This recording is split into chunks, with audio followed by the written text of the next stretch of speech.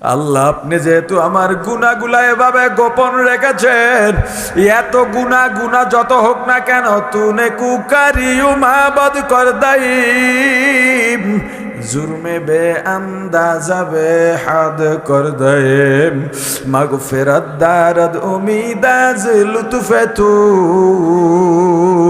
जाके खुद फरमुदाए ला तकनतु।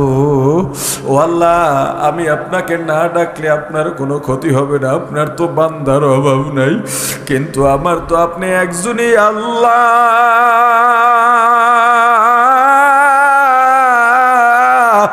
আপনি যদি তারাইয়া দেন আবার যাওয়ার জায়গা নাই। ও আল্লাহ, আমার কাছে আজরাইল জানি কখন এসে পড়ে, এই গুনাহ নিয়ে আজরাইল যদি আমাকে ধরে ফেলে আমার যাওয়ার জায়গা নাই। সবাই ঘুমায় গেছে, আপনি একটু অজু করেন, সুন্দর করে অজু বানান। অজু বানায়া নির্জনে একটা রুমের মধ্যে যান, একা অন্ধকার রুম। এরপরে নামাজে দাঁড়ান, দুনিয়ার সব কিছু ফারেক হয়ে মেধা থেকে অন্তর থেকে সব কিছু বাদ দিয়া নামাজে দাঁড়ায় যান। খেয়াল করবেন আমি পুলসিরাতের উপরে দাঁড়ানো। এবার ওই অন্ধকারে যে নামাজ পড়তেছেন পুলসিরাত দেখার চেষ্টা করেন, কারণ দুনিয়ার যেহেতু কোনো খেয়াল নাই, উলামা ইকরামের জবানে, পীর মাশায়েখের জবানে পুলসিরাতের বর্ণনা শুনছি। পুলসিরাত জাহান্নামের উপর থেকে দেওয়া হবে, অর্থাৎ জাহান্নামের উপরে পুলসিরাত থাকবে। ওই পুলসিরাতের উপর আমি দাঁড়ানো, জাহান্নামের ভয়াবহতাও শুনলাম। যা শুনছি ওইটা কল্পনা করে জাহান্নাম দেখার চেষ্টা করো, পুলসিরাত দেখার চেষ্টা করো। আর মনে করো আজরাইলের আয়াতের মধ্যে আমি আছি, আমার সামনে আল্লাহ দাঁড়ানো, আমার মাঝে আল্লাহর মাঝে আর কোনো বাধা নাই, বাধা নাই। আল্লাহকে দেখার চেষ্টা করো, আল্লাহকে দেখার চেষ্টা করো। ফাইল্লাম তাকুন তারা, যদি আল্লাহকে দেখতে না পাও ফাইন্নাহু ইয়ারা, মনে করবা আল্লাহ তোমাকে দেখতেছেন। নামাজে দাঁড়াও, কেরাত পড়ো, কান্নার চেষ্টা করো, জাহান্নামের ভয় অন্তরে ঢুকাও। আল্লাহর মায়া, আল্লাহর ভালোবাসা এমন ভাবে ঢুকাও, আল্লাহ ভয় পাওয়ার পাত্র নন, আল্লাহ ভালোবাসার পাত্র। আল্লাহকে শুধু ভালোবাসবা, আল্লাহকে ভয় পাইবা না। আল্লাহকে শুধু ভালোবাসবা, ভালোবাসবা, ভালোবাসবা, আল্লাহকে ভয় পাইবা না। ভয় পাইবা আল্লাহর গোসাকে, আল্লাহর আযাব ও গজবকে। আল্লাহকে শুধু ভালোই বাসবা, আল্লাহকে ভালোবাসবা, আল্লাহর প্রতি মায়া বাড়াইবা।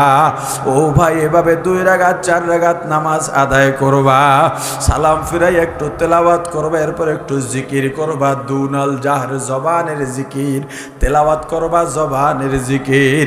ওরে ভাই, দুনাল জাহরি মানে চুপি চুপি না, চিল্লাইয়া চিল্লাইয়া। উল্টা হলো দুনাল জাহরে, স্বাভাবিকভাবে যেভাবে কথা বলি এই স্বাভাবিকভাবে বসে বসে একবারে মনটা লাগাইয়া জিকির করো। আর জীবনের যত গুনাহ আছে গুনাহগুলা সামনে হাজির করো। জীবনে এত গুনাহ করলাম মনেও তো নাই, কখনো সামনেও আসে না। মাঝে মাঝে বসো, নিরালায় বসো, অন্ধকারে বসো, আর পিছনের গুনাহগুলা সামনে হাজির করো। দেখবা গুনাহ আর গুনাহ, গুনাহ আর গুনাহ, গুনার পাহাড় হয়ে গেছে। ভিতরে একটা অনুতপ্ত ঢুকবে, আহারে আমি তো আসলে অনেক গুনাহ করে ফেলছি, এত গুনাহ। এই গুনাহ নিয়ে আল্লাহর সামনে কেমনে দাঁড়াবো? এত গুনাহ, আল্লাহর সামনে দাঁড়াবার মুখ নাই আমার। দেখবা একেবারে নিজে নিজে ছোট হইয়া যাইবা। আল্লাহ আপনি যেহেতু আমার গুনাহগুলা এভাবে গোপন রেখেছেন, এত গুনাহ যত হোক না কেন, তুনে কুকারিউ মাবদ কর দাই जुर्म बे अंदाजा बे हद कर दे मगफिरत दारद उम्मीद अज लुत्फ तू जाके खुद फरमुदाए ला तकनतु। ও আল্লাহ, আমি আপনাকে না ডাকলে আপনার কোনো ক্ষতি হবে না, আপনার তো বান্দার অভাব নাই, কিন্তু আমার তো আপনি একজনই আল্লাহ।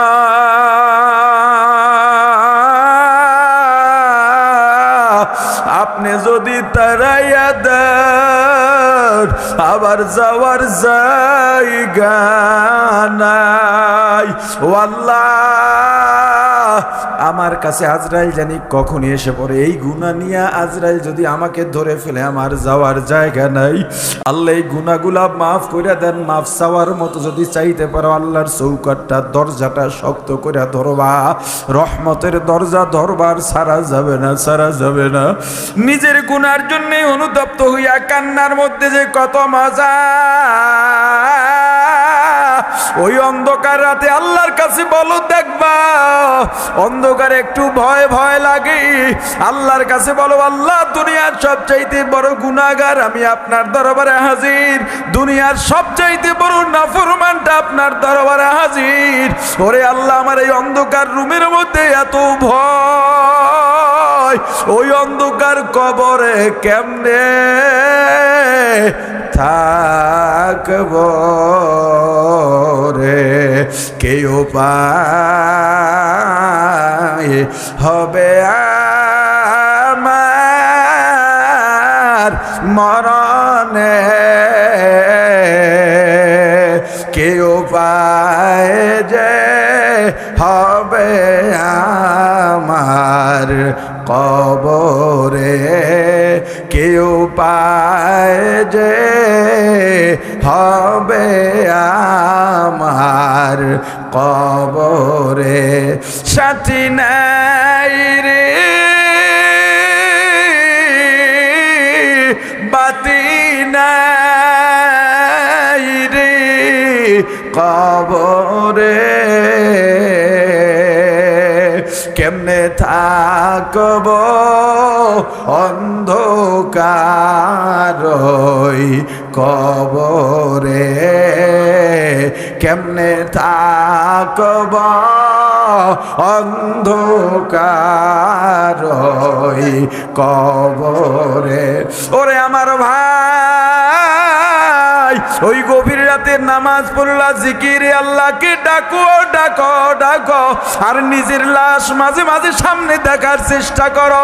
মরার আগে মরো, মরার আগে মরো, মরার আগে মরো, আল্লাহকে ডাকো আর নিজের মৃত্যুটা সামনে দেখার চেষ্টা করো, নিজের লাশ সামনে দেখার চেষ্টা করো। আমি আমার বিবির পাশে ঘুমায় আছি, আজরাইল আমার জান নিয়ে গেছে, কেউ টের পায় নাই। আমার বিবি অন্ধকারের মধ্যে তার হাত আমার গায়ে পড়ছে, দেখে শরীরটা ঠান্ডা হয়ে গেছে। বিবি লাফ দিয়ে উঠে বাতি জ্বালায় দেখে আমি দুনিয়ার মধ্যে নাই। একটা চিৎকার দিয়া বিবি ঘর থেকে বের হয়ে গেছে, সন্তানেরাও বের হয়ে গেছে। মা কাঁদে, বাবা কাঁদেন, আমার ভাই বোন কাঁদে, সবাই কাঁদে, কিন্তু কেউ মনের ভুলে একবারও বলে না আমাকে দুনিয়ায় 2 দিনের জন্য রেখে দাও। সবাই বলে বিদায় বিদায় বিদায় বিদায়। সবাই কাঁদে ঠিক, কিন্তু আবার কবরে পাঠাবার আয়োজনও করে। ওরে আমার ভাই, ওই কবরে কেমনে থাকবো শুধু এইটাই ভাবো। দেখবা দুনিয়ার সম্মান বৃথা, দুনিয়ার অর্থবিত্ত বৃথা, দুনিয়ার পদ পদবী বৃথা। আহারে, আমাকে কেউ গোসল করাবার জন্য গরম পানি বসা দিছে, কেউ মশারি টানা দিছে, কেউ মসজিদে যায় খাটি আনার জন্য, কেউ কবর খুঁড়তেছে। সাদা পাতলা 3খানা কাপড়ের প্যাকেট বানাইয়া ওই খাটে চড়াইয়া জানাজা দিয়া কাঁদিয়া কবরের দিকে রওনা হয়। আমার ছোট ছোট ছেলে মেয়ে পেছনে পেছনে দৌড়ায়, আর আমাকে আব্বু আব্বু বলে ডাকে, জবাব দিতে পারি না। আমার মা বাড়ির দরজায় গিয়া গাছের আড়ালে দাঁড়াইয়া আমার লাশের বহরের দিকে তাকাইয়া তাকাইয়া কাঁদেন। আহারে, ওই কবর দুনিয়ার সবচেয়ে ভয়ঙ্কর অন্ধকার। আমাকে কবরে রেখে বাঁশের চালি দিয়া কলা পাতা বিছাইয়া সবাই হাতের মুষ্টিতে মাটি নিয়ে মাটি দেয় আর বলে মিনহা খলাকনাকুম ওয়া ফিহা নুঈদুকুম ওয়া মিনহা নুখরিজুকুম তারাতান উখরা। দেখো এতটুকু যাওয়ার পরে ভয় বাড়ে কিনা, অন্তর দিয়ে এই চিন্তা যদি করো ভয় বাড়বেই বাড়বে, ভয় বাড়বেই বাড়বে। তোমার হাতে পায়ে ধরে বলি ভাই, তখনই তওবা করো, আল্লাহ আপনার সাথে ওয়াদা করলাম আর গুনাহ করব না, জিকিরের বাইরে থাকবো না, আর নাফরমানি করব না। আল্লাহ আমাদের সব সময় জিকিরে থাকার তৌফিক দান করেন। এই যে আমরা বলি জিকিরে ফিকিরে, এই ফিকির যেটা ওটাও জিকিরের ফিকির। কিসের ফিকির? না ধন সম্পদের ফিকির, না সম্মানের ফিকির, না পদ পদবীর ফিকির। জিকির ফিকির, ফিকিরটাও জিকিরের ফিকির।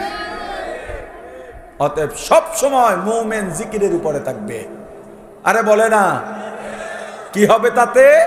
লিয়াজদাদু ঈমানাম মা ঈমানিহিম। আল্লাহ আমাদেরকে বোঝার তৌফিক দান করুন।